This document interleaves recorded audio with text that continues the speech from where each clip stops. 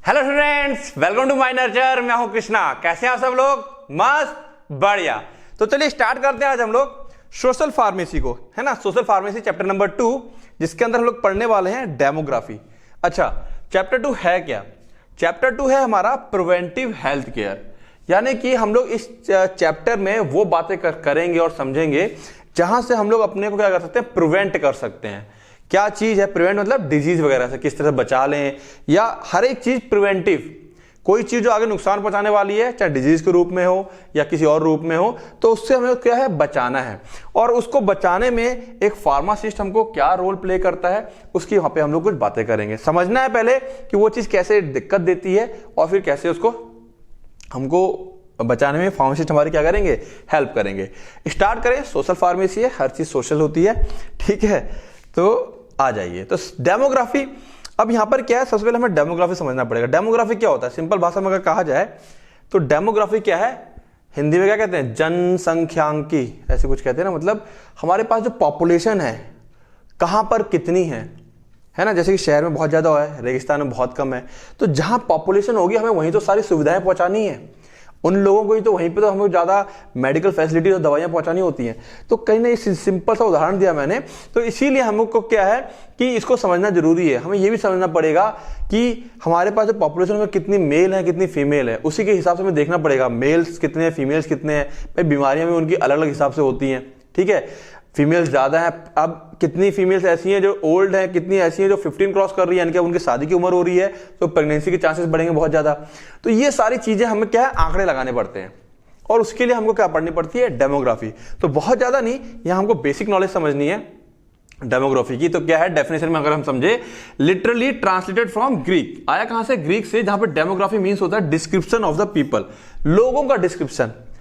लोग मतलब लोगों का मतलब, अच्छा ठीक है, यहाँ पे ज्यादा आबादी का क्षेत्र है, यहाँ कम आबादी का क्षेत्र है, यहाँ पे मेल ज्यादा है, यहाँ फीमेल ज्यादा है, इस वाले क्षेत्र में बच्चे बहुत ज्यादा हैं, इधर बूढ़े बहुत ज्यादा हैं, है ना। यही है डिस्क्रिप्शन ऑफ द पीपल। यहाँ पे जो सोसाइटी है, हाई लोगों की सोसाइटी है यहाँ पे, या यहाँ इस क्षेत्र में जो लोग रह रहे हैं वो काफी संपन्न लोग हैं। इस क्षेत्र में लोग हम लोग देहात बोल देते हैं, गांव बोल देते हैं, यानी कि वहां पे लोग थोड़ा सा पुअर रहते हैं, उनका स्टैंडर्ड ऑफ लिविंग थोड़ा लो होता है। तो यही सब तो चीजें होती हैं, दिस इज डेमोग्राफी। तो demo means the people and graphy means the measurement, लोगों का मेजरमेंट समझ लो। यहां पर हम लोग अपना तो वो कर रहे हैं, या डेमोस पॉपुलेशन ग्राफी हम पिक्चर ही बोल सकते हैं, है ना। तो पूरा अर्थ पे कहां कहां, यानी कि फिलहाल तो अपनी इंडिया की बात करेंगे, कहां कहां पर कैसे कैसे क्या क्या होता है और क्या क्या चीजें इसमें अफेक्ट डालती है, वो सब देखेंगे अभी हम लोग, ठीक है। तो demography is the study of the size, कितना साइज, टेरिटोरियल डिस्ट्रीब्यूशन, टेरिटोरियल मतलब जमीन पर किस तरह से लोग फैले हुए हैं, कंपोजिशन ऑफ पॉपुलेशन, बूढ़े बच्चे, लड़के लड़कियां, औरतें, ठीक है, चेंजेस देयर इन, उनमें जो बदलाव हो रहे हैं, है ना। जैसे मान लो आज कोई 10 साल का बच्चा है, 20 साल का हो गया, अब शादी पिता बन जाएंगे।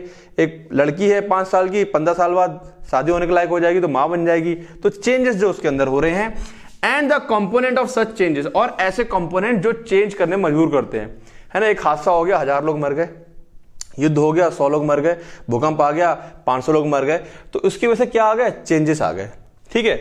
विच may be identified as natality. अच्छा, अब ये जो कंपोनेंट है उसमें क्या, नेटेलिटी यानी कि जो बच्चे, mortality, death, territorial movement, migration.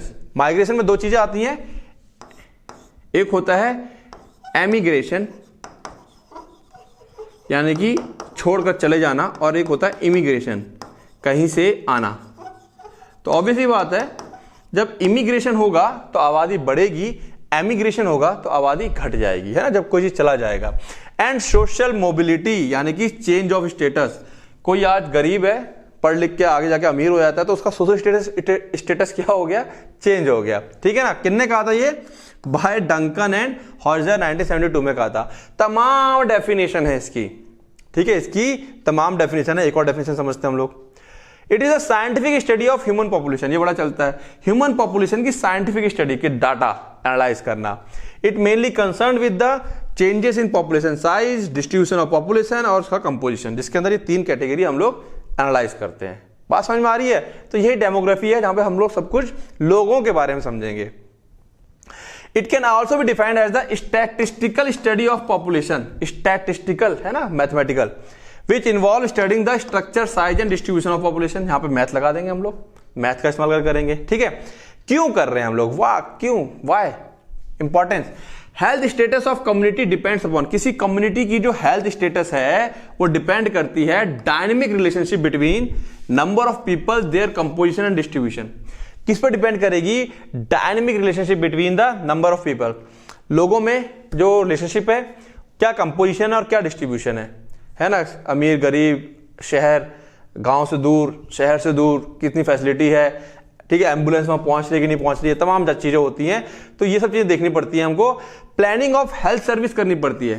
भाई कोई शहर है जहाँ पे कोई सुविधा ही नहीं है, तो मतलब वहां पे हॉस्पिटल के लिए गाड़ी भेजनी पड़ा करेगी। जैसे गांव में आजकल एम्बुलेंस की सर्विस चल गई है, कॉल करो तो एम्बुलेंस आ जाती है, ठीक है ना। गांव के पास अच्छे हॉस्पिटल मौजूद नहीं हो सकते, शहर में होते हैं सरकारी हॉस्पिटल। तो प्लानिंग करनी पड़ती है हेल्थ सर्विस की, कि भाई हेल्थ सर्विस पहुंचानी है। Can be guided by demographic variable, हम कैसे करते हैं ये, डेमोग्राफिक वेरिएबल को देख करके, अच्छा इस एरिया में, इस जिले में इतने बच्चे हैं, इतने बूढ़े हैं, इतनी वो हैं, तो उसके हिसाब से हमें तैयारी करनी कि हाँ इसमें रोजाना 100 लोग आ सकते हैं, 1000 लोग आ सकते हैं पेशेंट, तैयारी करनी है। For example how many health unit do we need, हमें कितने हेल्थ यूनिट चाहिए होंगी, ठीक है ना। हाउ टू डिस्ट्रीब्यूट देम, कैसे हम उसे डिस्ट्रीब्यूट करें इन दी कम्युनिटी में in order to be accessible to target population, जो मेन प्रॉब्लम जिसको वाकई में जरूरत है कि वहां तक वो चीज पहुंच जाए जो हम क्या है पहुंचाना चाह रहे हैं। What type of man power is need, किस टाइप की मैन पावर चाहिए, बात समझ रहे हो, ठीक है ना। तो ये सब चीजें हमें जांच पड़ताल करने के लिए डेमोग्राफिक डाटा की जरूरत पड़ती है।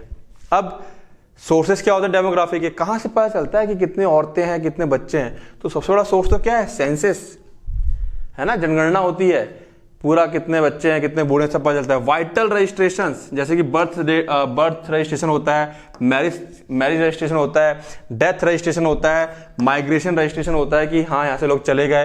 भाई बर्थ, मैरिज और डेथ, ये तीन तो तुम लोगों ने सुन रखे होंगे, है ना। बर्थ सर्टिफिकेट रजिस्ट्रेशन हो गया, मैरिज सर्टिफिकेट रजिस्ट्रेशन हो गया, और डेथ सर्टिफिकेट, ठीक है। डेथ सर्टिफिकेट तो आजकल हर कोई लेता है, क्यों, उसको जरूरी क्यों है, क्योंकि उस इंसान की पॉलिसी चल रही है, तो वो डेथ सर्टिफिकेट बनवाता ही बनवाता है। जिस इंसान की पॉलिसी है उसका डेथ सर्टिफिकेट बनेगा ही बनेगा, क्योंकि उसका पैसा आता है फिर। अब sample survey, demographic health survey होते हैं, कुछ सैंपल ले लिया कि हाँ इस एरिया में हम लोग सैंपल करेंगे, तो सैंपल सर्वे में हम जांच लेते हैं कि कितने बूढ़े बच्चे हैं, वो देख लेते हैं हम लोग। मल्टीपल इंडिकेटर क्लस्टर सर्वे, ठीक है, उसको छोड़ देंगे और डिटेल में नहीं जाएंगे ज्यादा। Some other sources, population register, population का रजिस्टर होता है एक, डेमोग्राफिक सर्विलेंस सिस्टम होता है एक, वोटर रजिस्टर, कितने वोटर है, सोशल सिक्योरिटी सिस्टम, ठीक है, स्कूल में कितने बच्चों ने इनरोल किया है ना, सरकारी स्कूल में देख लेते हैं, इनकम टैक्स कितने लोग भर रहे हैं। तो ये कुछ अदर चीजें हैं जहां से हमको डेमोग्राफी मतलब एक डाटा मिल जाता है, आइडिया लगता है कि कितने लोगों की आबादी है, ठीक है। चलें आगे। अब डेमोग्राफिक प्रोसेसेस, यानी कि हम कह सकते हैं वो फैक्टर्स जो डेमोग्राफी को अफेक्ट करेंगे। तो कह रहा है जो डेमोग्राफर हैं, जो एनालाइज करते हैं, इन्वेस्टिगेट द 3 की डेमोग्राफिक प्रोसेसेस। 3 कौन से हैं, बर्थ, माइग्रेशन एंड डेथ। 3 चीजें देखनी होती हैं, क्यों। अब छोटा सा एक बात समझा अगर हम लोग, डी मतलब हम ले लेते हैं पॉपुलेशन डेंसिटी, पॉपुलेशन डेंसिटी। अगर इस पॉपुलेशन डेंसिटी को थोड़ी देर के लिए क्या मान लूं, एन मान लूं, आज के समय में, आज टाइम टी है, आज टाइम कितना है, टी है। अब मैं कह रहा हूं 1 साल बाद बताओ इस एरिया की पॉपुलेशन डेंसिटी कितनी है, तो तुम क्या कहोगे, यानी कि 1 साल बाद इस टाइम में तुमने कितना ऐड किया, +1। तो यानी कि जो ओरिजिनल डेंसिटी थी एन टी, ये ओरिजिनल डेंसिटी हो गई जो थी 1 साल पहले। इसमें क्या करोगे, प्लस कर दोगे बर्थ और प्लस कर दोगे इमिग्रेशन, जो लोग आए हैं, है ना, इमिग्रेशन, और इसमें से माइनस कर दोगे क्या, कितने लोग मर गए हैं, डेथ, और साथ साथ में और क्या माइनस कर दोगे, कितने लोग चले गए हैं, एमिग्रेट कर गए हैं, ठीक है ना। इस तरीके से निकल आएगी पॉपुलेशन डेंसिटी। ये एक छोटा सा फॉर्मूला भी है, ठीक है, कई बार आ सकता है, ध्यान रखेंगे। किसी पर्टिकुलर टाइम पर ये ओरिजिनल हो गया, उसमें कितने लोग पैदा हुए, कितने लोग बाहर से शिफ्ट होकर आ गए इधर शहर में, कितने लोग मर गए, कितने लोग यहां से चले गए। तो यही है। तो ये 3 चीजें हैं हमारे, बर्थ, माइग्रेशन, माइग्रेशन के अंदर दोनों कैटेगरी है, इमिग्रेशन और एमिग्रेशन, ये दोनों आते हैं माइग्रेशन के अंदर। और डेथ आ गया। To better understand population dynamic, अगर पॉपुलेशन डायनेमिक मतलब पॉपुलेशन जो लगातार बदल रही है उसको समझने के लिए हमें 3 प्रोसेस चाहिए होती है हमें। ऑल 3 फैक्टर इन्फ्लुएंस, ये प्रभावित करते हैं तीनों फैक्टर, बर्थ, माइग्रेशन, डेथ, ये प्रभावित करते हैं how people inhabit the globe, पूरी दुनिया में लोग कैसे रह रहे हैं, बिल्ड नेशन, कैसे दुनिया राष्ट्र बन रहे हैं, एंड कैसे सोसाइटी बन रही है, एंड प्रोड्यूस कल्चर, और किस तरह से कल्चर प्रोड्यूस होता है। ये 3 फैक्टर डिसाइड करते हैं, ठीक है ना। अब ये बहुत डीप चला जाएगा, कल्चर बनना है ना, वो झुंड सा बनता है, एक अलग कहानी हो जाएगी उसको। खैर, birds are affected by fertility, जन्म फर्टिलिटी से, जितनी अच्छी फर्टिलिटी होगी उतने ज्यादा पैदावार होगी, उतना ज्यादा प्रोडक्शन होगा। डेथ बाय मोर्टेलिटी, जितने लोग मरेंगे वो डेथ उसका अफेक्ट कर जाएगा। And migration by the process of migration, migration के द्वारा अफेक्ट किया जाएगा। तो इसीलिए in this way population is related to the population growth and mortality too, कह रहा है in this way population is related to population growth. Population किससे रिलेटेड है? पॉपुलेशन ग्रोथ से। मोर्टेलिटी टू पॉपुलेशन डिक्रीज, तो पॉपुलेशन ग्रोथ और mortality से decrease होता है। Similarly migration is related to population due to in and outgoing of migration, ठीक है। एक्चुअली यहां पे इन दिस वे फर्टिलिटी होना चाहिए, पॉपुलेशन ना होकर के क्या होना चाहिए? Fertility. Fertility is related to population growth, population कब बढ़ेगी? जब फर्टिलिटी अच्छी होगी। मॉर्टेलिटी, जब मौत होगी तो पॉपुलेशन डिक्रीज कर जाएगी। और माइग्रेशन में माइग्रेशन ही इन और आउट दोनों की बातें होंगी। Marriage on the other hand is also responsible to cause population change, specially in women, है ना। अब शादी अगर आप 18 साल के बाद कर रहे हो, और वहीं शादियां पहले क्या होती, 15 साल के नीचे हो जाती, मतलब 18 से पहले हो जाती थी, तो शादी जितनी जल्दी होगी पॉपुलेशन उतनी जल्दी अफेक्ट करेगी, और वुमेन की पॉपुलेशन खास करके अफेक्ट कर जाएगी उससे, ठीक है। Therefore birth, death and migration, women की क्यों कर जाएगी? बात समझ में आ गई ना भाई। जो शादी हो जाएगी फिर वो प्रेग्नेंट होंगी, बच्चे होंगे, तो उनकी पॉपुलेशन अफेक्ट कर जाएगी। Therefore birth, death and migration are the key demographic processes that causes change in the population size, composition and distribution. तो ये 3 की हैं जिनसे कि चेंजेस आते हैं। अब सो वी कैन से, हम लोग कह सकते हैं, it deals with the 5 demographic processes, कि यहां पे 5 होती हैं, ऊपर सब मिला दें। फर्टिलिटी मतलब बर्थ से आ गया, मॉर्टेलिटी डेथ से आ गया, मैरिज हो गया, माइग्रेशन अपना इमिग्रेशन प्लस एमिग्रेशन हो गया, और सोशल मोबिलिटी मतलब जो आपका सोसाइटी में आपका जो, अरे क्या कहते हैं उसको, आपका जो औहदा बदल जाता है ना, गरीब से अमीर हो गए या अमीर से गरीब हो गए, ये जो है सोशल मोबिलिटी है ना, मोबाइल करना, सोशल मोबिलिटी, कि आपका जो वो बदल गया। कई गरीब थे, फिर मेहनत करी, पैसा आ गया और अब अमीर हो गए हो, ठीक है। तो अमीर होने का मतलब क्या? आप अच्छी फैसिलिटी अपने ऊपर खर्च कर सकते हो, देख रेख के ऊपर, तो वो सारी चीजें, तो यानी कि कहीं ना कहीं ये 5 फैक्टर ओवरऑल अफेक्ट करेंगे। अब कंपोनेंट या एलिमेंट की बात कर लें, वो फैक्टर हो गए। Size, total number of people को साइज बोल देते हैं। लिविंग इन स्पेसिफिक प्लेस, किसी खास जगह पर है, at specific period refer to as the population size, इसको साइज बोल देते हैं। ज्योग्राफिकल डिस्ट्रीब्यूशन, कौन कहां का फैला हुआ है। Migration has a significant impact on population distribution and labour supply. Migration है ना, गांव से आदमी भागता है शहर की तरफ कमाने के लिए, तो माइग्रेशन की वजह से बहुत ज्यादा अफेक्ट पड़ता है पॉपुलेशन डिस्ट्रीब्यूशन के ऊपर, खास करके labour supply. Demography is the study of causes that cause people to migrate. Demography क्या है? स्टडी है कि क्यों लोग माइग्रेट करते हैं, internally and externally, with in and across the country. Country के अंदर ही अंदर क्यों माइग्रेट किया जा रहा है और कंट्री के बाहर क्यों माइग्रेट करते हैं। तो कई सारे रीजन होते हैं, कुछ घूमने के लिए जाते हैं, कुछ परमानेंट चले जाते हैं।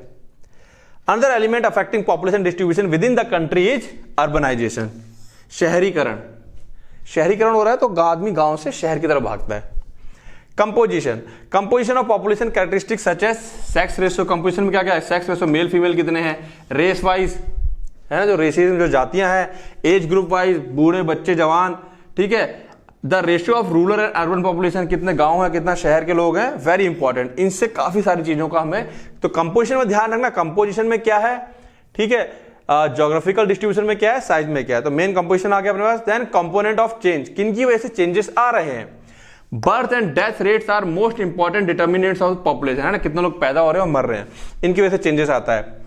इन addition factor such as marriage and migration are also equally important. तो ठीक है, मैरिज और माइग्रेशन ये भी क्या है, इक्वली इंपॉर्टेंट है। किसके लिए? कंपोनेंट ऑफ चेंज, जिनकी वजह से डेमोग्राफिक जो चीजें हैं उनमें क्या आ रहे हैं, यानी कि पॉपुलेशन में हमारे क्या आ रहे हैं, एक तरह से चेंज आ रहे हैं। क्लियर है? डेमोग्राफी, किसी को अगर दिक्कत आ रही है तो बार बार क्या है, पॉपुलेशन का इस्तेमाल कर सकता है। जिन बच्चों को डेमोग्राफी समझने में थोड़ा अजीब लग रहा हो तो डेमोग्राफ की जगह पॉपुलेशन का इस्तेमाल कर ले। अच्छा, पॉपुलेशन में चेंज क्यों आ रहा है, क्लियर है बातें। नेक्स्ट है हमारे पास डेमोग्राफिक साइकिल। अब कुछ समझते हैं हम लोग डेमोग्राफिक साइकिल से क्या मतलब है। तो डेमोग्राफिक साइकिल क्या है कि किस तरीके से जो चेंजेस आते हैं पॉपुलेशन में उसको समझते हैं। आज से चले जाए हम 100 साल पहले, तो तब क्या था, ना तो हमारे पास सुविधाएं थी बहुत ज्यादा और ना कुछ और चीजें थी, जैसे कि ना उस समय फैमिली प्लानिंग जैसी कोई चीज नहीं थी।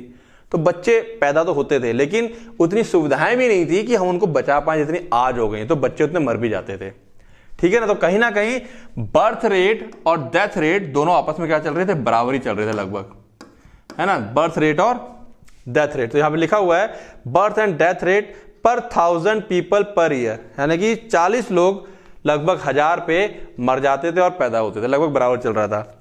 टोटल पॉपुलेशन लगभग कितनी थी, इतनी थी, केवल 10, ठीक है। अब आगे आते हैं, तो ये 40,000 हो गया, 10,000 एक आंकड़े के लिए समझाने के लिए बात चल रही है यहां पर।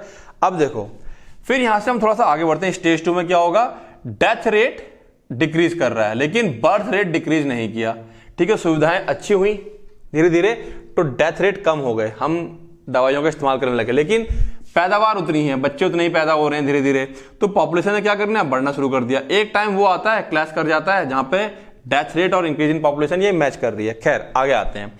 थोड़े टाइम के बाद क्या होता है, बर्थ रेट भी क्या करता है, डिक्रीज करता है, ठीक है। बर्थ रेट क्यों डिक्रीज कर रहा है, धीरे धीरे पॉपुलेशन विस्फोट चलता था पहले, तुम लोगों ने देखा होगा, पॉपुलेशन बढ़ रही है तो उसको कहीं ना कहीं कंट्रोल करना है, तो कहीं ना कहीं फैमिली प्लानिंग स्टार्ट हो रही है। तो हम लोग यहाँ पर इसको क्या कर रहे हैं, पॉपुलेशन इंक्रीज कर रही है और यहां से हम लोगों ने क्या कर दिया, अब स्टार्ट, बर्थ रेट गिरनी शुरू हो गई है। बर्थ रेट गिर गई है लेकिन बर्थ रेट से कहीं ज्यादा डेथ रेट गिर गई है, तो अल्टीमेटली बर्थ अभी भी ज्यादा ही है, तो पॉपुलेशन अभी भी बढ़ रही है, ठीक है। फिर एक टाइम आ जाएगा स्टेज 4, एक वो कंडीशन आ जाती है कि बर्थ और जो डेथ दोनों ही क्या है, बहुत कम, बराबर आ गया, बहुत कम लोग पैदा होते हैं, बहुत कम लोग मर रहे हैं। और स्टेज 5 ये अभी देखा जाना बाकी है, यहां पर आकर के ऑलमोस्ट क्या हो गया है, चीजें कांस्टेंट जैसी हो गई हैं, ठीक है। तो डेथ रेट, बर्थ रेट, ये इस तरह से हमें थोड़ा सा इसको ग्राफ को समझना था। अब यहां पर देख लेते हैं हम लोग क्या है, high stationary first stage, high stationary बोला जाता है इसको। तो क्या है फर्स्ट स्टेज में, this stage is characterized by the high birth rate and high death rate, है ना, हाई बर्थ रेट और हाई डेथ रेट। तो हम देख सकते हैं यहां पर हाई है, दोनों चीजें हाई और हाई, ठीक है। No any change in size and population, size और पॉपुलेशन में कोई अंतर नहीं आता है, ध्यान रखेंगे इसको। India was this stage till 1920, 1920 तक इंडिया इस अवस्था में था। अर्ली एक्सपेंडिंग सेकंड स्टेज, है ना, यहां पर क्या हुआ, बच्चे बढ़ रहे हैं लेकिन डेथ रेट गिर गई है, तो पॉपुलेशन बढ़ना स्टार्ट कर दी यहां पे स्टेज 2 में। Early expanding, the death rate begin to decline, death rate तो कम हो गया, start decreasing, and birth rate no change, birth rate में कोई चेंज नहीं है, बच्चे उतने पैदा हो रहे हैं। इनिशियल इंक्रीज इन पॉपुलेशन, ये शुरुआती दौर था पॉपुलेशन बढ़ने का। Late expanding third stage, the birth rate begin to decline, birth rate भी यहां डिक्लाइन करती है, while the death rate still decrease, death rate और कम हो गई है, ठीक है। कंटिन्यू इंक्रीज इन पॉपुलेशन, लेकिन पॉपुलेशन अभी भी लगातार बढ़ी रही है। डेथ रेट और कम हो गई है, ठीक है, देखो डेथ रेट यहां तक पहुंच गई है, लेकिन बर्थ रेट अभी देखा जाए तो यहां तक है, ठीक है ना। अगर इसके सामने सामने मैच करूं तो बर्थ रेट ये रही, यहां मैच करूं तो इसके सामने सामने ये अभी भी क्या है, बर्थ रेट ज्यादा है, डेथ रेट ये आ गई, यहां पर 10 की है डेथ रेट और यहां बर्थ रेट कितने हैं, 40 के आसपास ही है, ठीक है ना। ग्राफ समझ में आ रहा होगा। तो ये आ गया अपना late expanding. Then low stationary fourth stage, this is the characterized by the low birth rate and low death rate, stability in population, ये वाला आ गया फोर्थ। यहां पे लगभग क्या है, दोनों चीजें मैच कर गई, डेथ और ये बर्थ, दोनों आके सेम आ गए फिर से, पहले हाई थे अब लो हो गए, दोनों लेकिन बराबर हो गए हैं, कांस्टेंट हो गया एक तरह से हम कह रहे हैं। तो पॉपुलेशन मेरी स्थिर हो गई, स्टेबल हो गई। Declining fifth stage, in the declining stage birth rate is lower than the death rate, birth rate क्या है, कम होती है डेथ रेट से, डेथ रेट ज्यादा होती है, बर्थ कम होती है। फॉल इन पॉपुलेशन, अल्टीमेटली क्या होती है, पॉपुलेशन फिर गिरेगी। बहुत सी कंट्री ऐसी हैं जहां पॉपुलेशन कम होती चली जा रही है, ठीक है ना। तो ये हमारे पास क्या था, डेमोग्राफिक साइकिल है कुछ इस तरीके से। तो ये सारी बातें डेमोग्राफ को लेकर थी, ठीक है। ये इसको समझना जरूरी था क्योंकि डेमोग्राफी फिर इसके साथ लगा हुआ चैप्टर कौन सा है, चैप्टर में टॉपिक कौन सा है, फैमिली प्लानिंग, जो जस्ट चैप्टर नंबर 2 आएगा, ठीक है ना। तो करना क्या है, इसके बाद पहले हम फटाफट देख लेते हैं अपने माइंड नर्चर ऐप के बारे में, जो काफी सारी फैसिलिटीज आप लोगों के लिए लेके आ रहा है, जिसको आप क्या कहते हैं यूज करके डी फार्मा और एग्जिट एग्जाम की तैयारी बहुत आराम से कर सकते हैं। आओ समझते हैं पहले उसको। तो आओ जानते हैं अपने माइंड नर्चर ऐप के बारे में। तो यस, हमारे चैनल का जो नाम है माइंड नर्चर, उसी के नाम से अब ऐप आ चुका है जो कि गूगल के प्ले स्टोर पे मौजूद है। ठीक है, लेक्चर के लिंक में भी उसका डिस्क्रिप्शन दे रखा है और चाहो तो डायरेक्ट कहां प्ले स्टोर पे जाकर के उसको डाउनलोड कर सकते हो। ठीक है, अब देखो YouTube पर लेक्चर्स एंड नोट्स YouTube पर भी अवेलेबल है फ्री ऑफ कॉस्ट, है ना। जब मैं पहले से ही पढ़ा रहा था ये, तो मैंने बच्चों से प्रॉमिस किया था कि लेक्चर और नोट्स जैसे डाल रहा हूं मैं YouTube पर ठीक वैसे डालता रहूंगा, कोई चेंज नहीं आएगा। जितने लेक्चर मेरे ऐप में होंगे, जितने नोट्स मेरे ऐप में होंगे, उतने लेक्चर और नोट्स आपको YouTube पर भी मिलेगा। बट क्या चीज आपको YouTube पर नहीं मिलेगी, वो चीज है 1 मार्क्स क्वेश्चन की प्रैक्टिस, जो 1 मार्क्स इंपॉर्टेंट क्वेश्चन होंगे। ठीक है ना, 1 मार्क्स क्वेश्चन में बेसिकली तुम्हारे पास क्या आते हैं, MCQ और फिल इन द ब्लैंक्स। ठीक है ना, ये तुम्हारे अब नए जो पैटर्न है उसमें नया एग्जाम पैटर्न है। ठीक है ना, उसमें MCQ और फिल इन द ब्लैंक्स आ रहे हैं, दोनों मिलाकर के 10 नंबर के ये आते हैं, 10 नंबर के ये आते हैं। ठीक है, प्लस 2 मार्क्स क्वेश्चन, यानी कि आप इतना सारा पढ़ेंगे, यहां वो कुछ इंपॉर्टेंट क्वेश्चन दूंगा मैं 2 मार्क्स 3 मार्क्स 5 मार्क्स की, अगर केवल आप उतना ही पढ़ लेंगे तो पास तो गारंटी हो जाएंगे। ठीक है, और हाँ जब डिटेल नॉलेज चाहिए होगी, ठीक है, तो उसके लिए पूरा लेक्चर पढ़ेंगे भी और समझेंगे भी आप लोग, मैं तो पढ़ा ही रहा हूं। ठीक है, और जिस बच्चे को केवल पास होना है वो केवल मेरा क्या करेगा, इन क्वेश्चंस की प्रैक्टिस कर लेगा। लाइव क्लास होगी। अब मान लो मैं ये यूट्यूब पे लेक्चर को पढ़ा दिया है, अब वो कहीं कुछ तुम्हारा डाउट फंस गया है, ठीक है, तो वो कैसे कवर होगा वो, तो उसके लिए क्या होगा, लाइव क्लास होंगी। डाउट्स के लिए मैं आया करूंगा लाइव क्लास, जो कि अभी स्टार्ट ऑलरेडी हो चुकी है, बच्चे डाउट्स पूछ रहे हैं और क्लास चल रही है। सबसे बच्चों बड़ी चीज जो होने वाली है, MCQ टेस्ट की प्रैक्टिस। ये तो चलो एक बार को ठीक है, MCQ क्वेश्चंस की इतनी सारी प्रैक्टिस होने वाली है, हर लेक्चर से 15-20 क्वेश्चन, फिर पूरे चैप्टर से मिला करके 100-150 क्वेश्चन हो जाया करेंगे, जो कि तुम्हारे डी फार्म और सबसे इंपॉर्टेंट एग्जिट एग्जाम के ऊपर बेस्ड होने वाले हैं MCQ क्वेश्चन। अब देखो समस्या क्या है, ये MCQ क्वेश्चंस का टेस्ट हम लोग कहां नहीं ले सकते, यूट्यूब पर नहीं ले सकते। अब यूट्यूब पे क्या होगा मैं बताता हूं, ऐसे में चल रहा हूं, क्वेश्चन लिखा होगा, 4 ऑप्शन लिखे होगा, मैं बोलूंगा बच्चों ये क्वेश्चन है, ये 4 ऑप्शन है, इसका आंसर ये है। मजा नहीं आएगा ऐसे, ठीक है ना। मजा कैसे आएगा, क्वेश्चन सामने होगा, तुम पढ़ोगे और तुम आंसर क्लिक करोगे, पढ़ करके सोच करके, वो मजा आएगा, उससे प्रैक्टिस होती है असली। ठीक है ना, तो ये सबसे बड़ा पार्ट आपको मिलने वाला है। फिल इन द ब्लैंक्स के बारे में बात कर ही चुका हूं।